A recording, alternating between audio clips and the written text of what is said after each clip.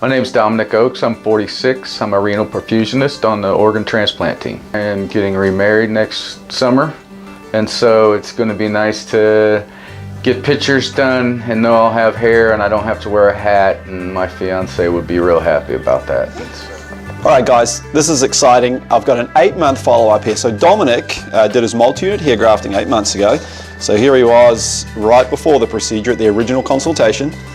Here he was the day of the procedure. So we reframed the face, went up to the midpoint on the top of the scalp. Let's go take a look and see how he's doing. Whoa, look at this guy. Awesome. How you doing, buddy? I'm good. Guys, this is amazing. So getting married in what, less than 2 weeks, right? Yes. This is 8 months post-transplant. Normally takes 12 months for all the hair to come back in. Guy looks about 21 again, so this is what it's all about, guys. 8 months post-transplant, multi-unit hair grafting, man. Congratulations. Thank you. It looks awesome. It's awesome.